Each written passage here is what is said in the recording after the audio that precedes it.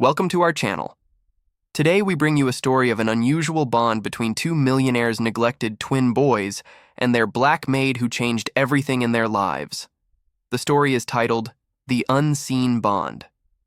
Make sure to watch until the end because there is a twist at the end.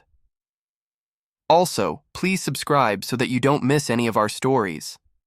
Their father, Richard, was a rich man who had given up on love after the mother of his twin boys, Michael and Matthew, abandoned them when they were still babies. He had raised the boys alone and worked tirelessly to give them all the material things he thought they would ever need, from the finest clothes to the most expensive toys. But no amount of money could fill the void in their hearts left by their mother's departure. The twins were always fighting and never got along with other kids their age. They couldn't even get along with other people. They were rude and disobedient to everyone. It made Richard feel like a failure as a father. He felt guilty for not being able to give his sons the kind of life that would make them happy and healthy, so he decided to hire a nanny. But despite having interviewed dozens of applicants, none of them could handle the boys. All of them gave up after a few weeks because they couldn't deal with the twins' terrible behavior. One day, Richard saw an ad in the newspaper for a nanny position and decided to interview her. Her name was Amara, and she was a young, energetic woman who didn't seem to be intimidated by the twins' reputation. She had a degree in psychology and child development and had experience working with special needs children. Richard was intrigued by her confidence and decided to hire her. On her first day, Amara met the boys and was shocked by their bad behavior. They yelled at her, threw toys, and made fun of her. But she didn't get upset. Instead, she stayed calm and continued smiling. After a while, the twins stopped their tantrum and looked at her in surprise. Amara took advantage of the opportunity and asked them if they wanted to play a game with her. The boys agreed, and soon they were all playing together happily. Amara didn't try to discipline the boys or punish them for their bad behavior. Instead, she played with them, talked to them, and listened to them. She showed them unconditional love and acceptance, and slowly but surely, the boys started opening up to her. They began sharing their toys and playing nicely together. They also became more polite and respectful towards other people. One day, Richard was watching the twins play with Amara when he noticed something unusual. Michael and Matthew weren't fighting. In fact, they were sharing a toy and taking turns. Richard couldn't believe his eyes. He had never seen his sons behave like that before. He approached them and asked what was going on. The boys looked up and said, "We're playing nicely because we want to make Amara happy." Richard was touched by their words and thanked them. He then turned to Amara and asked her how she had managed to do it. "I don't know," she replied. "I just treat them like any other kids and give them lots of love and attention." Richard didn't believe her. He knew there was something special about her. He could see how connected the boys were to her and how much they loved her. He wanted to know what made her so different from all the other nannies he had hired. He decided to follow her one day after work to find out where she went and what she did. To his surprise, he found her at a small, shabby house in a poor neighborhood. She wasn't visiting anyone. She lived there with an old woman who seemed to be her grandmother. Richard was confused. Why would someone as talented and intelligent as Amara live in a place like that? He followed her inside the house and saw how she treated the old woman with kindness and respect. He also saw how she helped her with chores and how they talked and laughed together. It was clear to him that Amara wasn't just a nanny.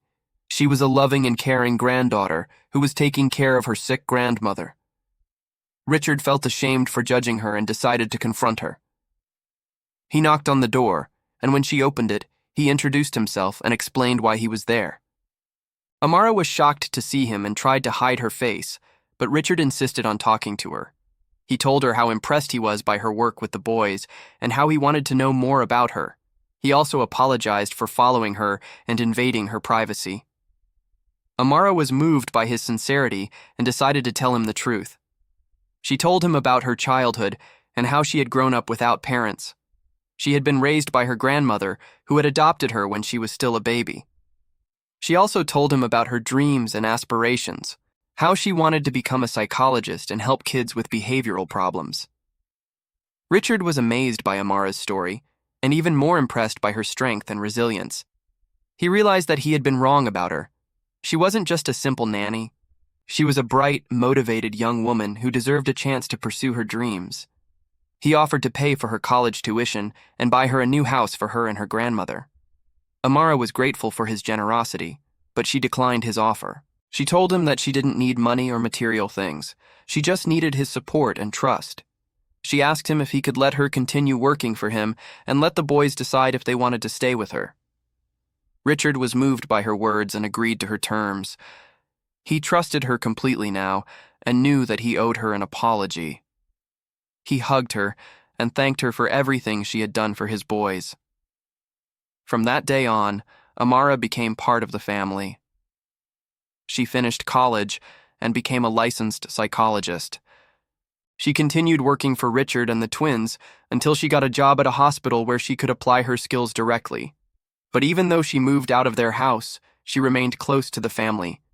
She visited the boys whenever she could, and they always asked for her when they missed her. Richard watched his sons grow into happy, healthy young men. They were no longer the troubled, angry kids they once were. They excelled in school and had many friends. They also developed a strong bond with each other. They became best friends and shared everything with each other. They even thanked Amara for helping them become better people. Many years later, Michael and Matthew became successful businessmen like their father. They traveled the world, met new people, and had exciting adventures. But no matter where they went or what they did, they always remembered Amara and the impact she had on their lives. They often talked about her and joked about how lucky they were to have her as their nanny. One day, Michael and Matthew decided to surprise Amara. They visited her at the hospital and brought her a bouquet of flowers and a basket of fruit. They also invited her to spend Christmas with them and their families. Amara was touched by their thoughtfulness and accepted their invitation. She spent the holiday season with them and reminisced about the good old days. As the years passed, Amara grew old and retired from work. She moved to a nursing home where she could receive proper care and attention.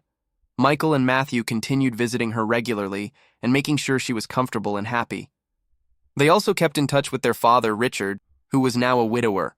He missed his sons dearly and enjoyed hearing about their lives and families.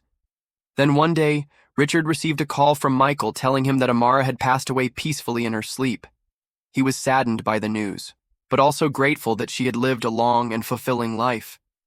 He knew that she had touched the lives of many people, including his own, and that her legacy would live on in the hearts of those who loved her. Richard decided to visit the nursing home to pay his respects and say goodbye to Amara. When he arrived, he saw Michael and Matthew waiting for him. They were both grown men now, but Richard could still see the innocence and wonder in their eyes.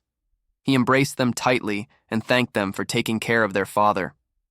Then the three of them went to Amara's room to say their final goodbyes. There they found the old woman sitting next to Amara's bed, holding her hand. "Who are you?" Richard asked. "I'm sorry, but I don't remember." The old woman smiled and said, "Don't you recognize me, Richard? It's me, Amara.